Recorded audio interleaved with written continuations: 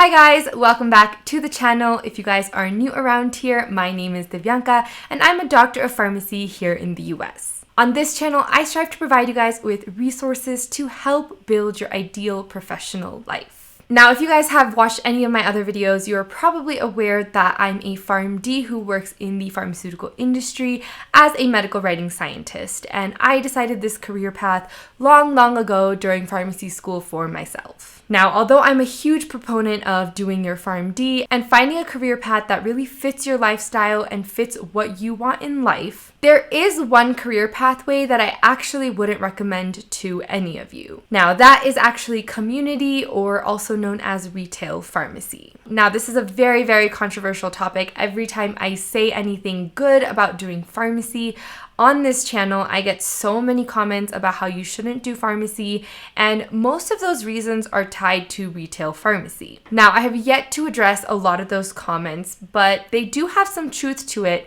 and I'll be speaking to those today. But what I want to clear up is I think there's a huge misconception that pharmacy is just retail pharmacy. That was the case many years ago, but it's just not anymore. That's not how the industry of pharmacy works anymore. That's not the only avenue in terms of career for pharmacists anymore, and the landscape of the whole industry in and of itself is changing. So I think it's actually really silly to think that a pharmacist, a PharmD, equals retail pharmacy. That is simply one avenue for careers within pharmacy. Now, I completely understand why this misconception is there. Historically, pharmacists have only worked in retail pharmacies, in your brick and mortar pharmacies, and they're known to fill prescriptions, and that's about it. So again, that's where that misconception comes from, but we're now at a place where we have so many other career options. The industry in and of itself is growing. It's matching the technology of the world. It's really coming up to par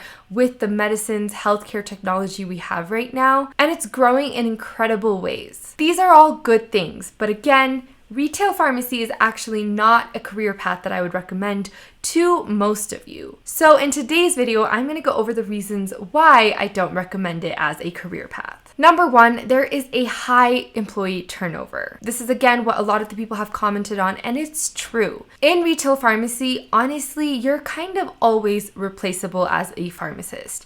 If you don't take the job, another pharmacist will, and they're never going to have a problem replacing you.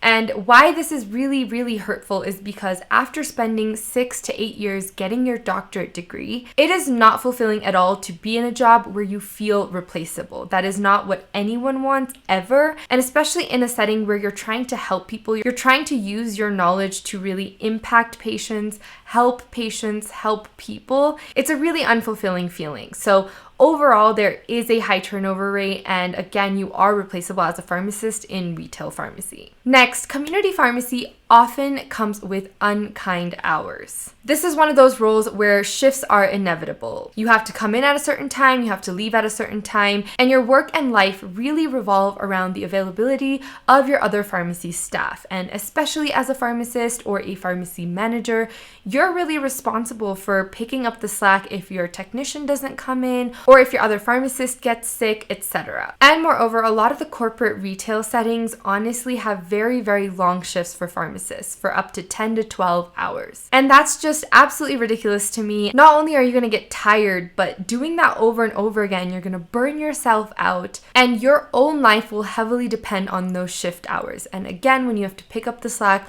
on other employees either falling sick or not coming in, it can really interfere with your own personal life. Next, patient safety. Honestly, I've heard this and seen so many complaints of pharmacists within the retail pharmacy realm where they talk about how they got into pharmacy to help people, and in a pharmacy, they're really willing to help patients. But the way that these corporate companies and retail pharmacies are set up, it really doesn't allow the pharmacist to give any time to patients, any face time, any counseling time to really actually help these patients. And that's actually really hurting not only them as a pharmacist because they're not able to provide that help, but also of course to patients because they don't get that face-to-face with the pharmacist. There's just no time for that, and that can really hurt patients' safety. They might not be taking their medications correctly, they might not be getting their questions answered. There are so many patient safety health risks to that. Also, this can be really hurtful because pharmacies are usually very busy. And this can of course lead to errors, and this happens multiple times where a patient gets the wrong medication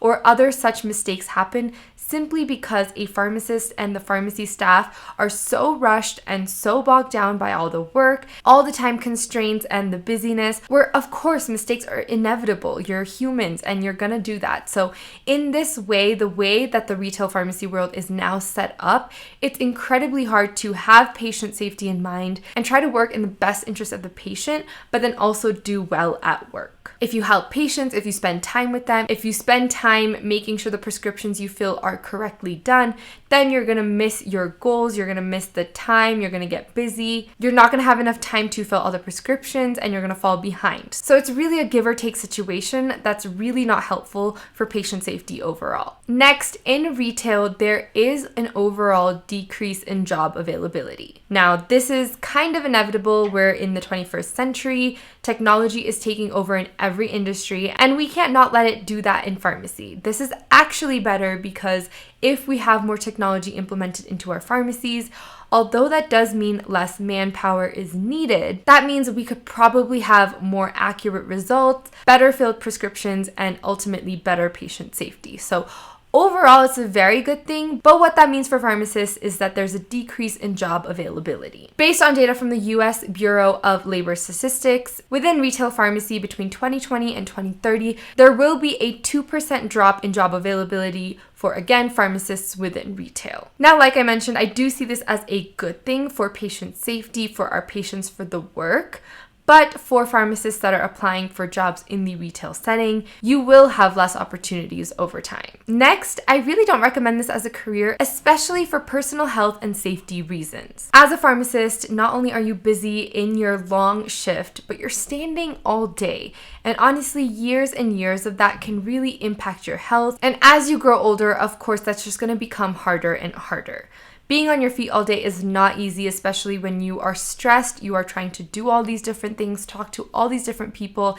It's just a lot. And in regards to health, I know many retail companies actually don't allow pharmacists a full separate lunch. This is absolutely mind-blowing to me. It always has been. I don't know how they actually get away with that, but I think it's absolutely ridiculous. You need to be able to eat. And although, of course, pharmacists eat on the job, and that's usually how it happens, that's not ideal. And again, if you're busy, you're going to forget to eat, and 10-12 hours without eating or just snacking is really not going to do you well over a long period of time. So overall, if you work in retail pharmacy, I think you have to be very cognizant of your health, what you eat, when you eat, making sure that standing on your legs all day isn't going to kill you. But overall, if you're not cognizant, I really think it can affect your personal health. Next, within retail pharmacy, there are honestly not that many opportunities for advancement. Now, I mean in terms of career advancement, so getting to the next level. After you're a staff pharmacist, you can become a manager in the pharmacy that you work in.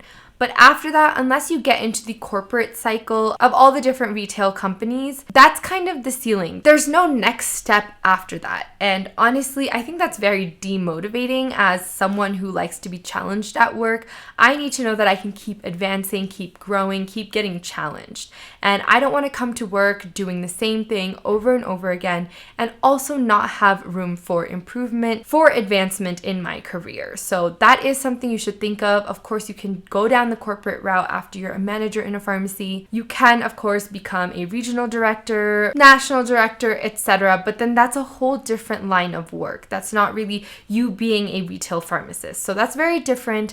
But again, within the retail pharmacy realm, after pharmacy manager, there isn't much more you can do to advance yourself in your career. Now, next, the benefits given along with your salary as a retail pharmacist are honestly average compared to any other career path. Now, of course, I'm talking about this generally. We're not going to get into benefits specifically, but overall, other career paths as a PharmD in healthcare really do provide a lot better benefits regarding healthcare, dental care, retirement, 401k, all that kind of stuff. The packages are just better. So that's definitely something to think about. Now, on average, if you are starting in retail pharmacy, the average starting salary is actually pretty high. But again, with the ceiling to that in terms of how you can grow in your career and then putting average benefits with that, you really have to consider, is that worth it, or do you want to go down a different career path where all of that might be better? Or at least one where you might have more opportunity to grow, so you might start out lower, but then you can really grow to a way higher salary amount.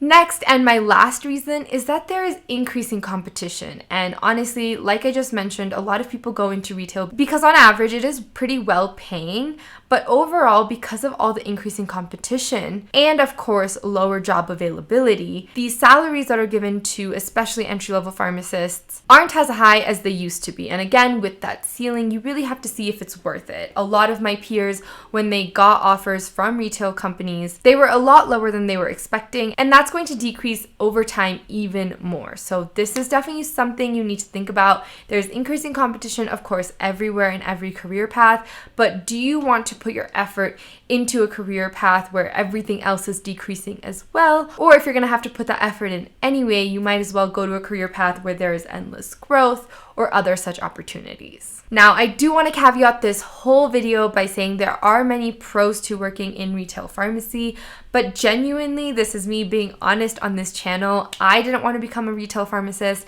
and I have never recommended a friend, a peer, a colleague to work as a retail pharmacist because I just think there are so many cons and there are a lot of other better options for us as PharmDs out there. If you work in retail pharmacy or want to and absolutely love it, that is totally okay. Don't let me sway you away from that.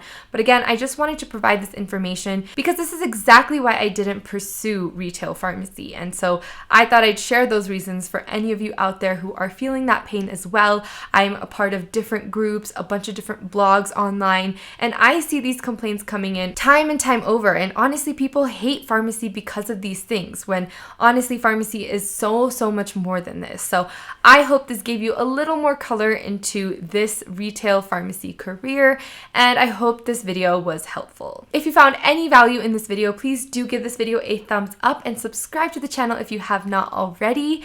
Thank you as always for stopping by. I really appreciate you being here. That is it for me today, and you guys will see me in the next video.